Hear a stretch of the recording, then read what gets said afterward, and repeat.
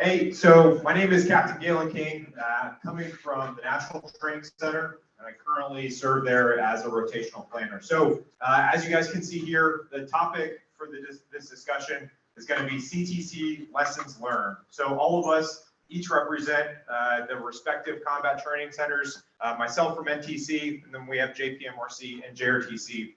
We'll each discuss for about 10 minutes some of the trends that we've seen at our respective CTCs, and then we'll open it up with enough time to answer as many questions as you guys have to best prepare the audience for your own time as company commanders, specifically at any of the CTCs. Okay, so next slide.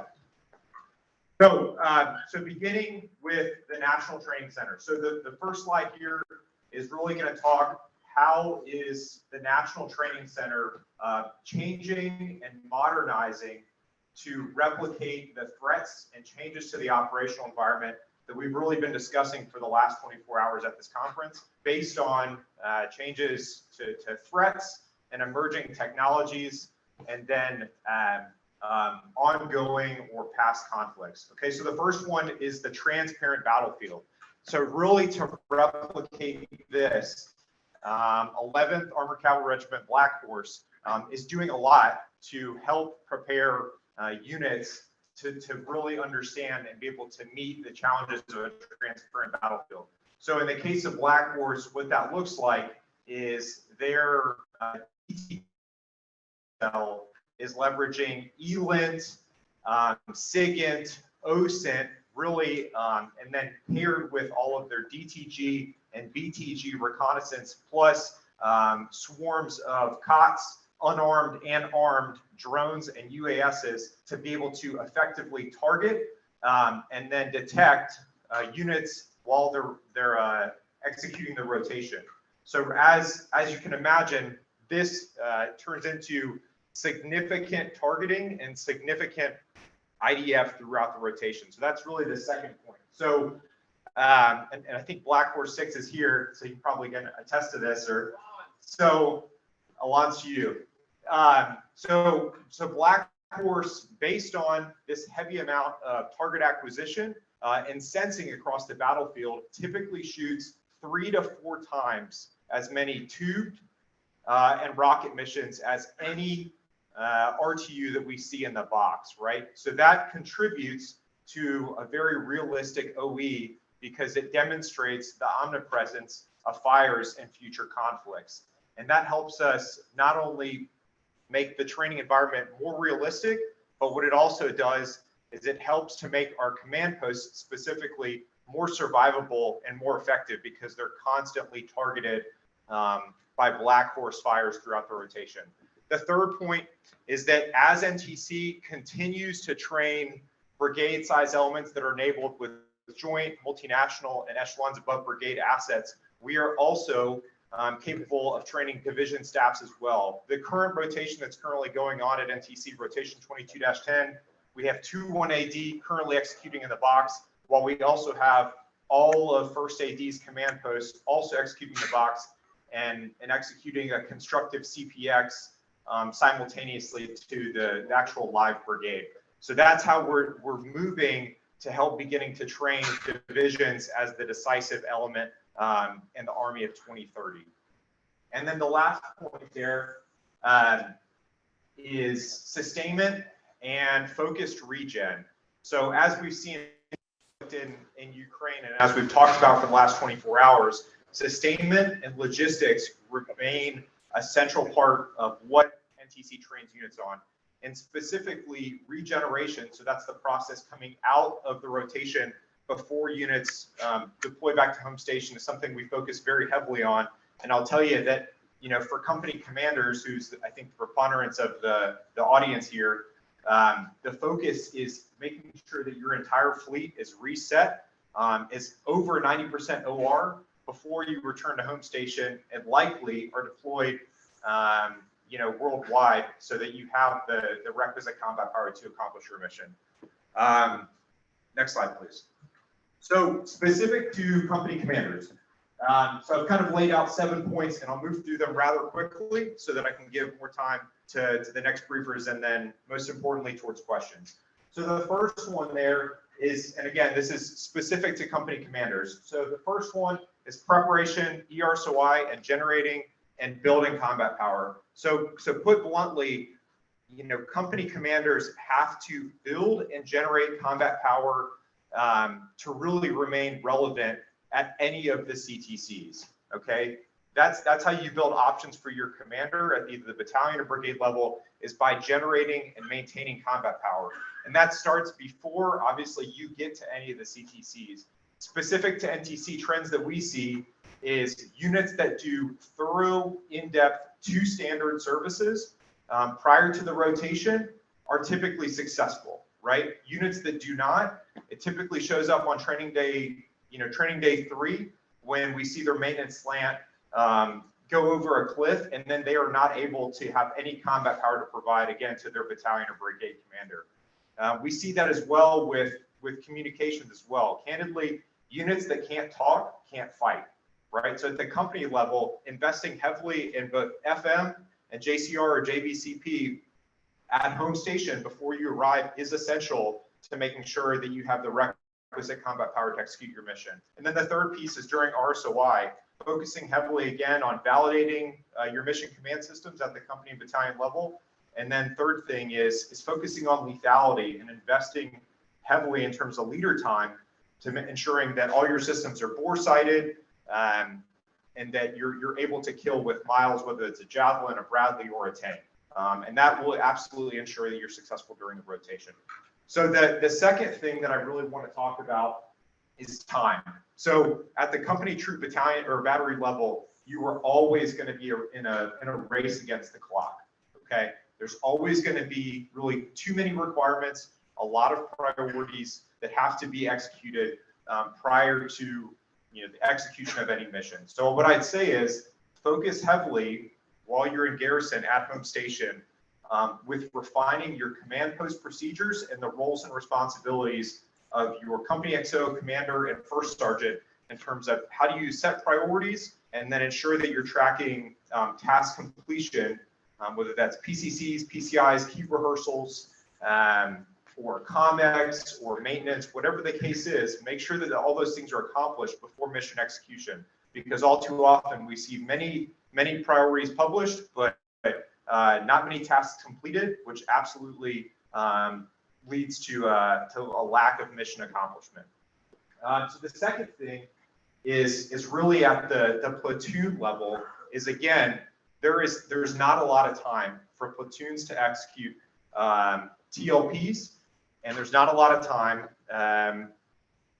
So what I would tell you is that at home station, work on building platoon level mastery of platoon or simple platoon battle drills, right? So at the striker level, I would say dismounting a striker, prior to the probable line of contact and deploying javelins to destroy, enemy armor. That's a simple battle drill that will be executed over and over and over again at any of the training centers, but specific to the National Training Center. So that's one thing.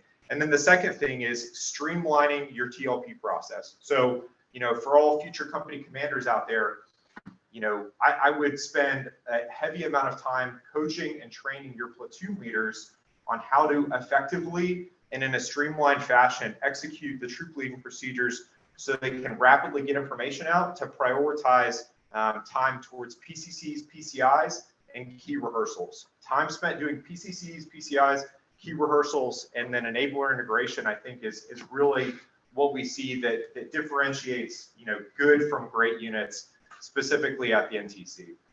So the fourth point is understanding the enemy. And I think all of us probably talk about understanding and projecting the enemy, but it's something that we learn here at the career course, but is essential. So at the company level, you have to project and define what you think the enemy sit temp is at your level.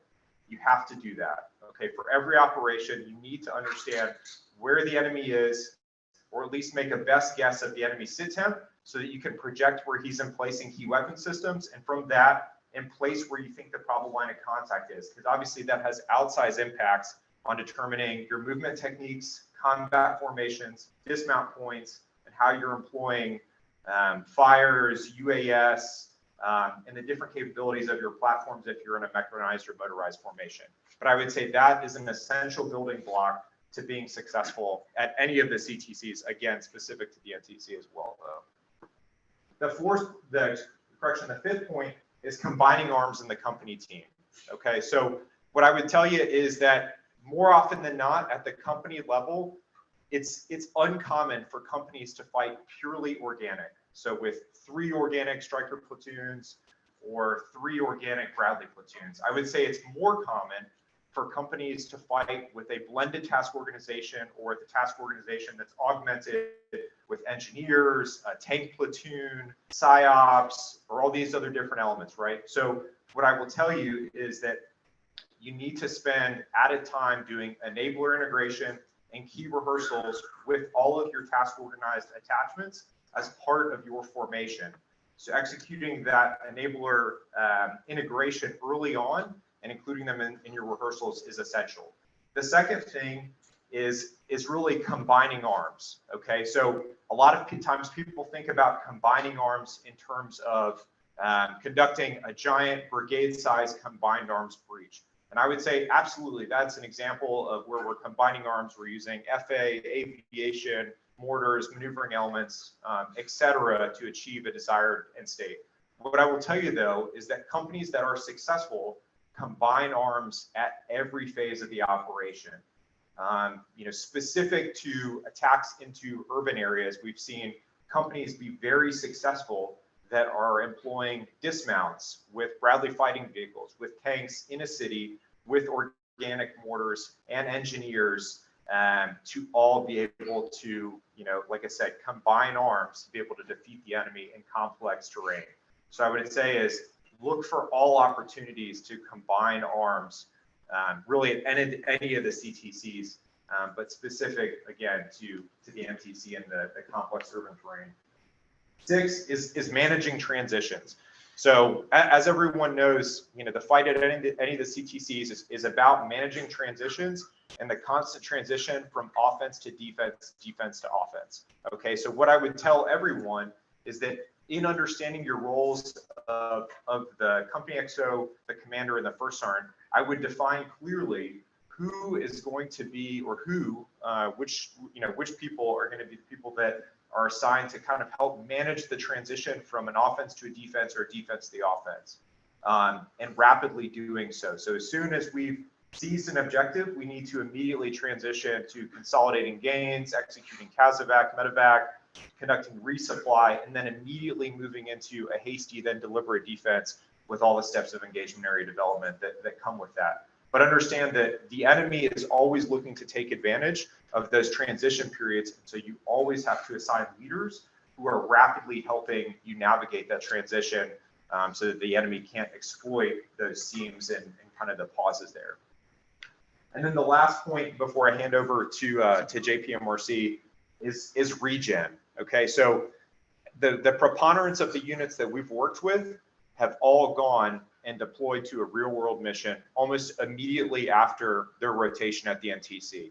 Okay, so that not only is you need to apply emphasis to the training that you're getting, the real world sets and reps, but you also need to expend a significant amount of leader attention, time, and energy towards regenerating your fleet and your combat power before you go and you use that fleet for a real world mission. So what that looks like specific to the NTC is that all fleets will be at over 90% OR, and it takes a general officer to get a broken piece of equipment on a train so they can head back to home station. So take the time and impress upon your formations the requirement to fix everything so that when you return to home station or when you deploy worldwide, you have a fleet that can, again, provide actual opportunities and capabilities to your commander. So we'll hold all questions for me, but I'll pass it over to JPMRC. Hey, good morning. My name is Captain Dave Conser. I'm on the Grizzly team at Gmrc, the CAB squadron trainer. I was a troop trainer for about a year and then moved up to take the HHT trainer / S3, AS3 coach. So been at Gmrc for about a year. So I'll give you a quick overview of Gmrc. Located in southern Germany in Bavaria. If you haven't been there, it's a beautiful location. The box is small, probably about 20 to 25 kilometers wide, and then probably about 10 to 15 north to south. So it's a small box. But one of the greatest things about Gmrc is our opportunity to train with our multinational partners in Germany and integrate them, whether they're NATO partners or just allied nations who have an interest in security in Europe. And integrate them into the combined arms fight. Much like NTC, we have a permanent party OP4 that replicates, a multi-domain OP4 in the battle space, and they're able to definitely stress, brigades as they come through rotation. Currently, we have the 173rd Airborne Brigade doing a rotation in Gmrc at this time. The CAB squadron is augmented by a Belgian reconnaissance company and a Georgian reconnaissance platoon. So the addition of these elements into your formation allow you to, integrate LNOs and understand the importance of, exactly like Captain King said, if you want to bring the full force of your formation to the fight, you need to, streamline that integration process. So talking about, some of the main trends that we see at Gmrc. The first one being discipline. Now, I'm not just talking about iPro and gloves and the things that you'll get hit on by NCOs who are holding their formations accountable. What I'm talking about is you are doing the routine things routinely. I would say that 70 to 80% of the rotation has already been lost or won prior to that unit arriving at Gmrc. And what I'm talking about, exactly what Captain King mentioned, is your maintenance and discipline within that formation. A lot of times units are coming from all over Europe, or they're 2CR, which is up in Vilsec, and it becomes rapidly apparent that they have not been doing routine things routinely. So, you can fake the funk for the first couple X days, but before long, you'll have a tank company that is running at 5 or 14 tanks. And it becomes apparent that there's some problems with that maintenance plan. So when we talk about disciplined formations, it's that company commander and leadership within those formations that are holding, the standards that the Army has told you have to uphold. So additionally, when we look at the actual tactical scenarios, so we have units that'll be conducting a defense. And typically what we'll see is the very first step of EA Dev for them is in place key weapon systems.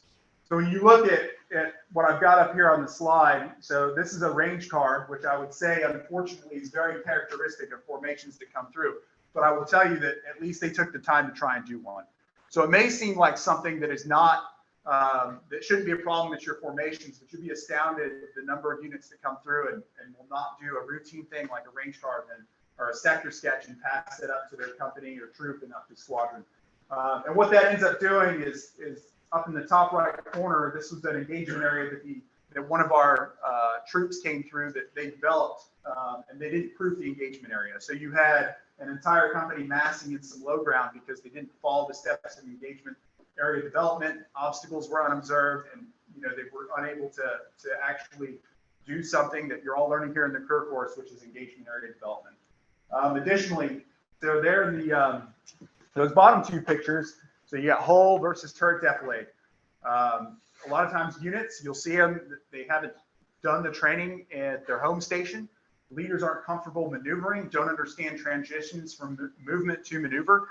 So units will, they'll just do these charges across open ground and not use terrain to mask movement, stay concealed or covered.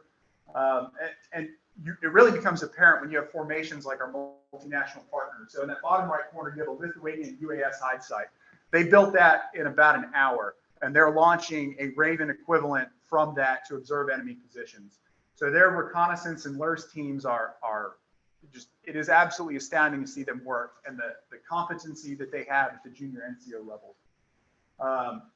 They've built obstacles with things they found in the woods better than units that bring an entire complement of class 4. So commander's intent. So both at the squadron and the troop level, commanders struggle to articulate their vision, end state, concept of the operation. They're unable to take the complex and make it simple for their formations. Now you're learning this here at the Captain's Career Course, but what you'll see is the degradation of the ability of the commander to brief and visualize the fight to his formation as time goes on. we'll have commanders show up without any kind of order workbook. So they're just shooting from the hip. There'll be no talk of an enemy sit temp or narrative of how they think the enemy is going to fight. So what I would encourage you is that the things that you're learning here at Gmrc, they should be a foundation and a blueprint for when you actually go to the box and you're conducting this for real against a trained opposing force.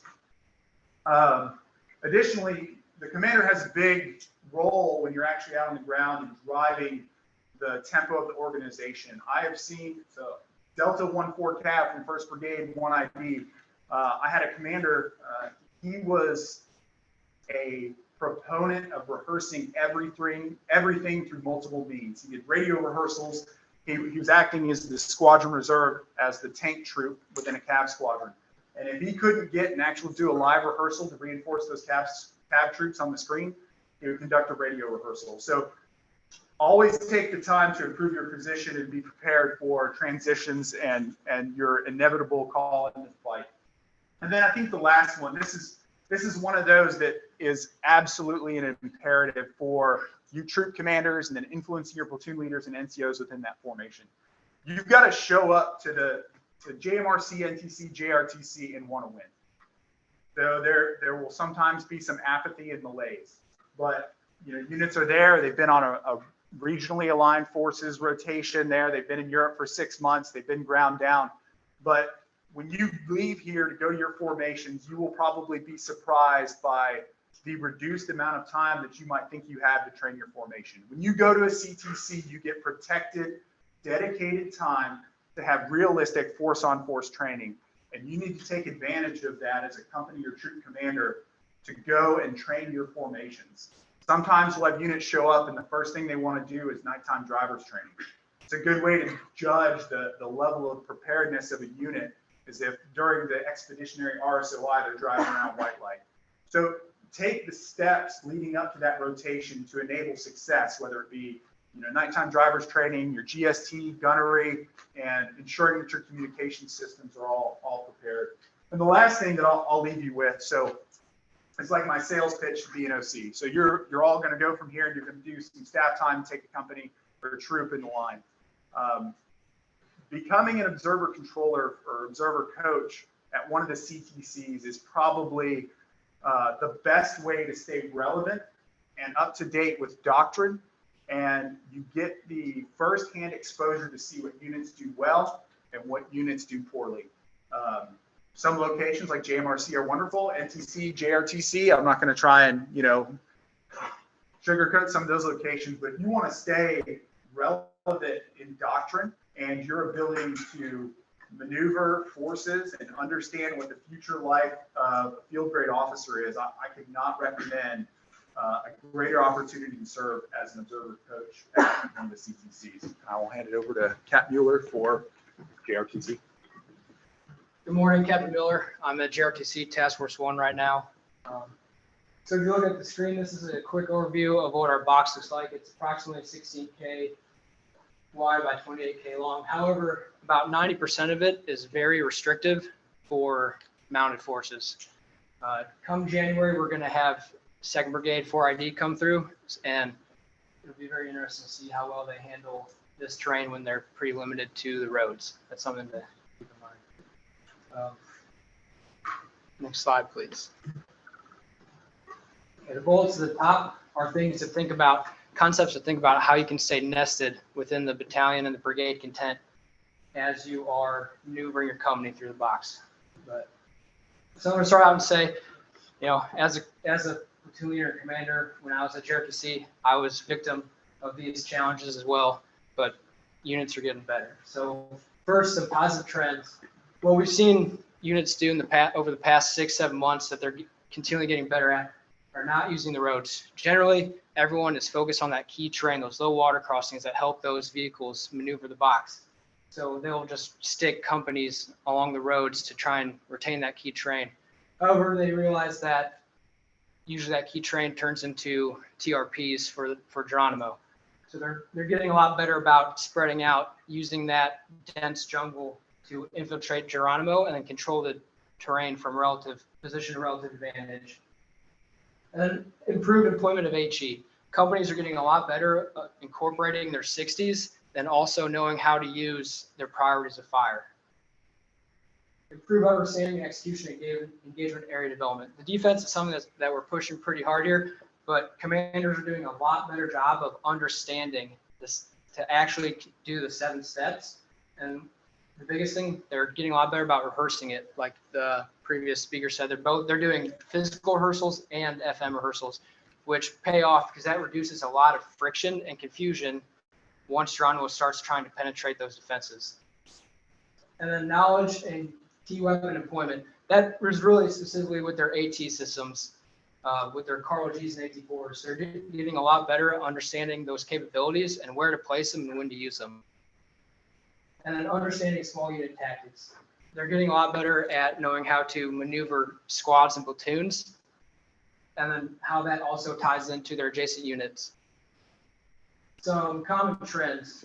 One of the biggest things is security. And that really goes to lack of discipline. You know, when it's 3-4 days in the box, you're tired, people start not doing security as well. They aren't doing local RNS patrols. They aren't putting out LPOPs. And Geronimo are masters at infiltration and envelopment. So by not doing that, they'll get surrounded, and then they will open up dismounted and mounted avenue approaches through there, which will ultimately affect the adjacent battalions, because then Geronimo has a free pass through that company's AO. And then they're not fully isolating objectives, which again allows the enemy to regain the initiative and take back that key terrain that that company was trying to seize. And then they're failing to not dig in or properly camouflage, so that they aren't digging in machine guns or AT positions. And for troop lane procedures. So we all know that 1/3, 2/3 is hard to achieve, especially at CTC rotations. And a lot of the time, company commanders are waiting for battalion to produce and disseminate those products that they need. However, battalion is also working in a time-constrained environment. So this results in missing important details in their plan, like not having ops graphics, not having a good enemy sit temp or understanding how the enemy is going to fight at that company level, and then not having a good fires overlay or a fires plan. And then also the troop lead procedures, they're failing to either conduct rehearsals or properly prioritize rehearsals. So a good example of that is when units are at RSOI getting ready for the JFE, we'll see squads and platoons conducting Battle Drill 6 rehearsals instead of assembling or conducting AT ambushes or doing rehearsals at their min force instead of during their full platoon. And then use of terrain. Companies are struggling with either fighting from a position of relative advantage or fighting into a position of relative advantage. What I mean by that is they'll plan a support by fire and just assume that they'll be able to walk into that support by fire position in place without it being contested. So they don't plan for that contingency. And once they are contested, they're unable to properly react and get that proper suppression on the objective to allow the maneuver squads to fully seize and get to the LOA. And a non-functional command post. What I mean by that is commanders will often just work out of their rucksack with an ASIP, and that significantly reduces their ability to understand the COP or their immediate battlefield geometry. So they don't know where their boundary is, where their adjacent units are. They're unable to effectively communicate to battalion and unable to receive those orders or products that battalion is disseminating, which also hurts battalion because they're unable to refine those products and get it up to battalion. And then movement versus maneuver, which kind of goes back into use of terrain and not fighting from position of relative advantage. They don't understand when to switch from movement to maneuver, like switching movement formations or techniques, and then knowing when to fight into position or when not to. And then to, through, and beyond the objective. A lot of them will plan to the objective and not be able to fully secure it and then continue to fight and move on to that next objective. They'll either run out of class 5 or class 1, or not have the combat power reserved to be able to receive that frago and continue to move on. And some recommendations on how to mitigate some of these challenges are training doctrine. So just focus on those small unit tactics and the simple things. Practice clear and concise communication. So practice using your command posts and practice being able to brief and plan on the move. And part of that is having a good SOPs and pre-matted formats. Multi-echelon training and fight to the field. So for this, something that one of my battalion commanders really stressed, and it helped greatly when we were at CTCs, where every time you go to the field, it's a company movement. So plan it as when you're moving to the field, you're not just going to a rifle range or to squad sticks. It's a company plan. You move as company, you have direct fire control measures and operational graphics for that movement. You establish an alpha, you set in security, and then you conduct the training. So you get that multi-echelon training of company planning and company moving, and then you go into squad sticks. And then grassy open field. You have to buy that time and empower your squad leaders and NCOs to take advantage of when you have some downtime to just go out back, go to the local training area and rehearse your SOPs and practice those small things that you find that cause the most friction when you're during your training. And those pre-matted formats. Have a pre-formatted log stat. Have an operations cell, or excuse me, an operations order. Have those pre-formatted products that when you're planning on the move, it makes it a lot easier. I know I was trying to be brief because all this is pretty redundant, and but right now we'll open it up for any questions.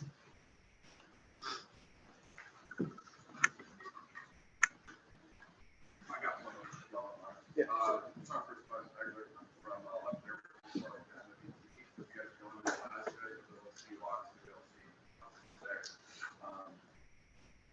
Yeah, so my question is kind of for the MTC representative. You're talking about how you're having some command posts moving consistently, or they're targeted, right?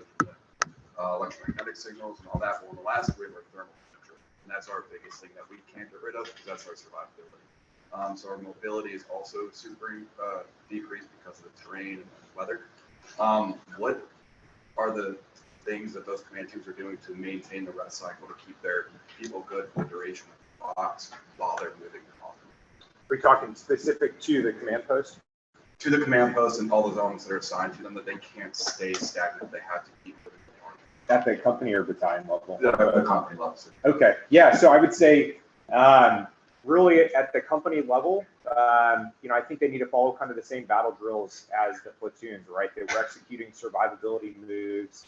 Specifically, if we're fighting out of a platform like, we probably are if we're mechanized or motorized, we're able to move and kind of continuously, move throughout the battlefield using actual cover and concealment to kind of hide our formation. But I think we should generally be thinking about moving, and they can be kind of micro survivability moves, but moving, I would say every couple hours within our command post. And I think based on, what we see is kind of what a standard command post is at the company level. I don't think that that's too challenging.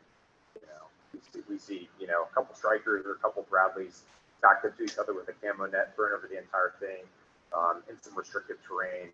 And that's pretty easy to establish and move very frequently. So I guess that's the challenge we'll have is we're all like, yeah, and so figuring that out, it is so much effort to move. Yep. And feel yourself in that movement, the amount of time, and then that maintaining that readiness of that fighting formation, moving that off.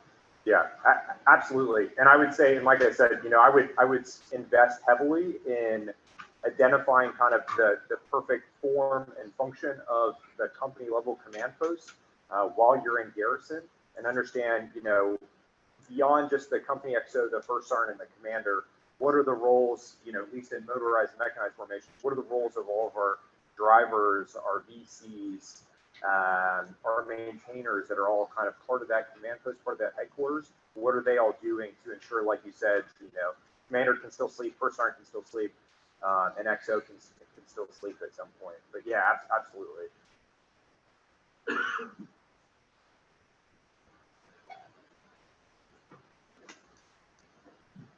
Hello, Captain DeVito, I'm an MWFC student. Thanks for coming.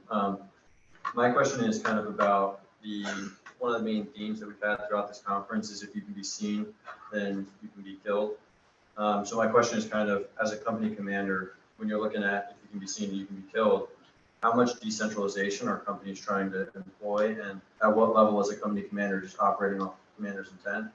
And is he like trying to stay off the net and not communicate with his battalion commander quite as much? And what level of decentralization are battalions and brigades using to not be seen quite as much? Well, at least for white formations at GRTC, they are getting a lot better about using comm windows and practicing that pace plan to not be seen over the electronic spectrum.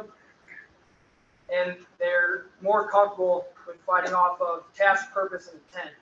So companies will go a day or two without talking to the battalion again to either get that frag or reconfirm. And then within that, platoons are also operating pretty decentralized, where they're only using those couple-hour comm windows and then just going off task and purpose, which has been pretty successful for them so far. Does that answer your question?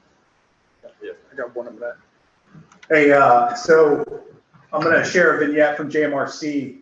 Some of our multinational partners do a very good job with this, reacting to different forms of contact. One of my favorite stories from Gmrc is we had a Polish mechanized unit attached to 1-4 infantry acting as OP4. A lot of times if you've been to a CTC, you'll see a UAS up, and American soldiers will look up in the sky like, is that ours? Is that enemy? And we have this like back and forth. If you've been to a CTC, you've seen it. We're talking about, is it enemy? Like, what's going on? At night, we had, it was a blue UAS observed this Polish mechanized force. The Poles immediately, I mean, they were in a minimum security posture. They immediately started opening up the small arms fire on this UAS.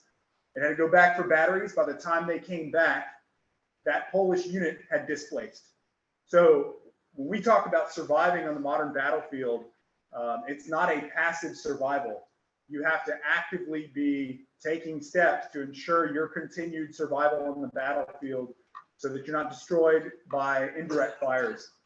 Because I will tell you that, catching units while they're staged and not, in a covered and concealed location is probably one of the greatest threats we see for both the blue and OP4 at Gmrc. So I don't know if that helps, but it is an active role that you play as a commander in maintaining that your force survives to get to contact.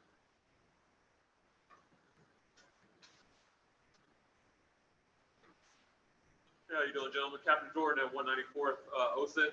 I guess my only question is pretty much as armor and cavalry, men, what are the challenges have you seen at the NCC and Gmrc rotations, and what have you seen commanders do to overcome those challenges? Yeah. Okay, so talking specifically, having been a cav troop trainer, I will tell you that the cavalry mission is inherently complex. You're working for your brigade commander, you're always working for the brigade, whether it's in a reconnaissance or security mission. I would say something that reconnaissance commanders at echelon, whether it be from the OP, platoon, troop, squadron level, we have difficulty describing and articulating commanders' reconnaissance guidance and commanders' security guidance. And what ends up happening is units will either engage or disengage at the incorrect level, causing just confusion across the formation. So if you're going to go, if you're operating on a screen, it is imperative for clarity for your subordinates and to communicate in that commander's dialogue with your squadron commander, like, sir, I understand you want me to do this. And then you're telling your platoon leaders specifically, not generally, the threats that they will engage by weapon system. We'll still see a little bit of that lingering coin mentality where people are asking for permission to engage a threat. And a lot of times it's in contested communications environment. So leaders are having to make a decision on the ground. So I think if you're a reconnaissance leader specifically, one of the best things you can do for your formation is give specific, detailed commander's reconnaissance and security guidance. And like his question said, if you're trying to minimize your electronic signature, there may be comms windows. So unit, even at the lower echelon, are relying on a lot of initiative, but they have to have their left and right limits that are nested with the squadron plan. Does that make sense? But I'd say you're going to go after this course, the Cavalry Leaders course. That is a phenomenal course for anyone that's going to a cavalry formation. And they do a very good job of articulating the importance of commander's reconnaissance and security guidance. That's my pitch for CLC. If you're a cavalryman, especially, you need to go to that course. And then just to your question about armored or mechanized formations as well, beyond cavalry formations. So two things I think that those two formations have really struggled with the most at NTC probably in the last 6 or 7 months. So the first one is maintenance and sustainment, right? So we have a hard time at the battalion or squadron level operationalizing maintenance and sustainment, and typically what it sees us doing is reaching cliffs or significant shortfalls or gaps where we either don't have enough combat power across our combined arms battalions, or we're not able to sustain them, so we're not ultimately able to achieve mission success. So that's the first one, is we have a hard time operationalizing sustainment and maintenance. The second piece is really understanding all the capabilities across the combined arms battalions and the integration of our M1s, our M2s, and our dismounts with AT systems to be able to effectively employ the formation holistically to defeat, in my case, a black horse that is going to be able to fight you across all domains. So, specifically to, complex urban terrain, we've seen units be very effective in employing tanks, Bradleys, dismounts with AT, and engineers in complex urban terrain to be very successful. And then we've also seen units, try and use a tank pure battalion and generally be fairly unsuccessful because they're not using the brigade holistically or the battalion holistically and using the capabilities of the different platforms and systems that the MCoE allows. Is that helpful? Thank you.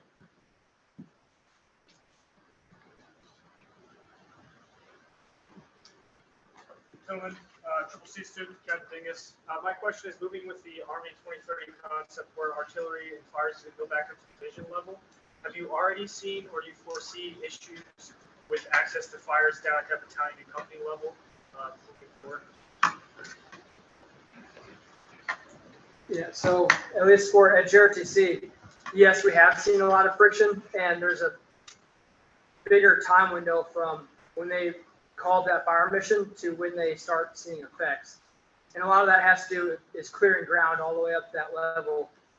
So that's companies are getting a lot better at relying on their 60s and 120s because that's all they can rely on. By the time they call that fire mission and the first round drops, either drone mode's gone or that company has already moved and that fire mission is no longer applicable. So getting really good at understanding those capabilities and assigning an actual task and purpose for those organic weapon systems pays dividends. So a lot of times we'll see a company give a 60 section a task to destroy a BMP. We all know that's not possible. So understanding what their actual effects can be and then leveraging them to achieve those instead of just giving them a hand wave task and purpose can help that as well. Did that answer your question? I'll throw one more on there. So you talked about indirect fires, right? So, the enemy is giving us multiple problem sets. Fires, a lot of times we just look at direct fires as being our primary way of destroying the enemy. Give the enemy, especially our well-trained Op4 at NTC, JRTC, and Gmrc that are coming against you, give them multiple problem sets. Even if it's unobserved fires on, a potential avenue of approach, and you're using indicators beyond your line of sight to give the enemy another problem set to deal with. For anyone in the room that's received indirect fire in real life, whether it's on you or not, it is still something that's going to enter into your decision-making process and going to make you second guess your plan. So throw obstacles and indirect fires and any other form of contact that you can give the enemy to just overwhelm them with problems on the battlefield. Yeah, that would be my recommendation. And then, you know, when we talk about friction in terms of employing indirect fires, so I would say that, you know, by and large, the chief friction that we run into is all generally unit induced. And I think it comes from two forms. So the first is really care of equipment and preparation, kind of as I alluded to a few slides ago. So that the first thing is, you know, a lot of units arrive with equipment that either is not functioning or has been broken for a long time, or they haven't validated. So really within the fires community, that's significant, right? Because what it does is it increases the time that it takes for us to process fire missions because we're not able to transmit it over the upper tactical internet digitally, right? So that's you know, one of the biggest challenges that we run into in the fires community in terms of rapidly prosecuting really tubed artillery at the NTC. The second thing is a lack of deliberate rehearsals and deliberate integration of fire supporters. So in terms of the rehearsal piece, so I would say we have a lack of deliberate, you know, FA tech rehearsals that are going on that absolutely drive challenges and increase the amount of time until we're able to see effective, you know, tubed artillery on target. And then the second thing is an observer plan. So we have a hard time incorporating, again, our enablers, in this case, our fire supporters, to ensure that we have observers in place at the right time and place so that we can actually observe an FA target, a mortar target, or another asset. So I would say, like I said, a lot of it is unit induced, first from a equipping and maintenance perspective, and then the second is really an incorporation of enablers and then a rehearsal perspective. Is that helpful? One more.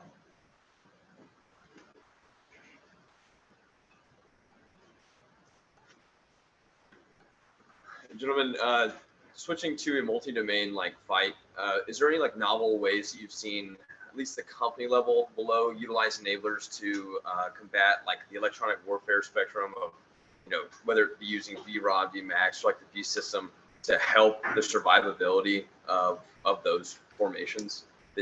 I know I'm kind of getting into a more narrow aspect of what you guys have seen, and I know stressing the fundamentals is important, but more specifically, like a novel way that you've seen in the past few rotations, companies overcome this challenge. Specific to EW or? Specific to EW or like the multi-domain, like increasing the dilemmas for the enemy and for the U.S. forces that you've seen on both ends and both sides, like throw at each other. Yeah. Does that make sense? Yeah, so I have a vignette. So a few rotations ago, you know, we use a civilian contractor to run some of our drones at the NTC. They deploy them all from a central location, and then they'll fly them to typically do reconnaissance missions with COTS drones. One of our units noticed the drones flying over their location, and then they used an app from the ATAC system to be able to pair or to identify the IP address of those drones, which was then able to geolocate the control station basically of the drones, and then they were able to employ, you know, 60mm mortars to destroy the control station. So I will say that, you know, we are seeing a lot of junior leader innovation that's going on with a lot of these, you know, app-based technologies that I think we'll continue to see as leaders, you know, try and solve some of these issues. So, but that's just a vignette. Hopefully it's helpful.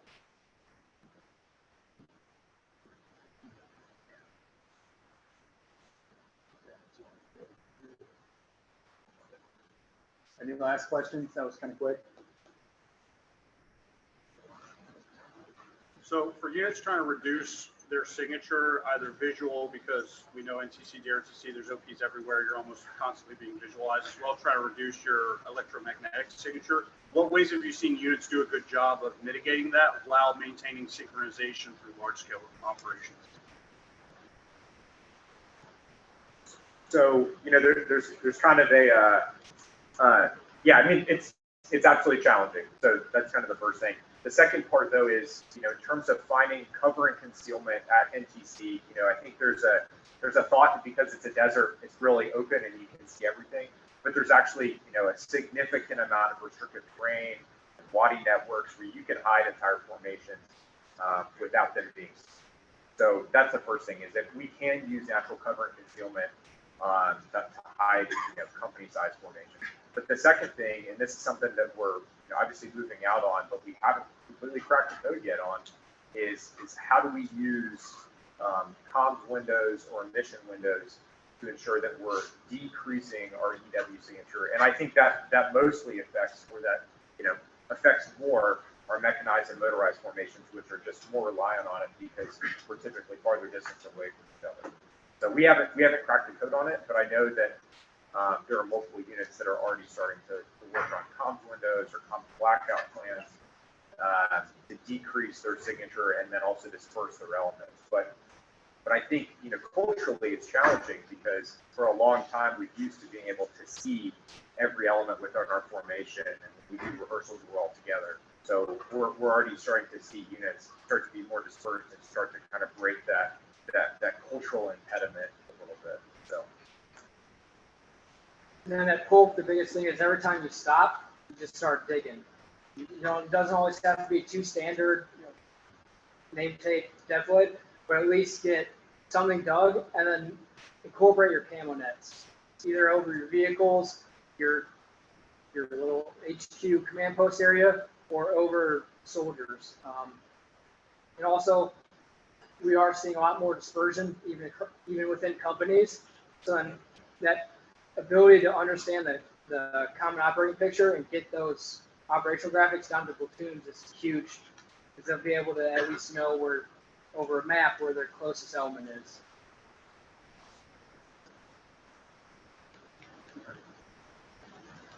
That's all the time we have for this presentation. Thank you for coming, gentlemen. Thank you for the presentation. Thank you.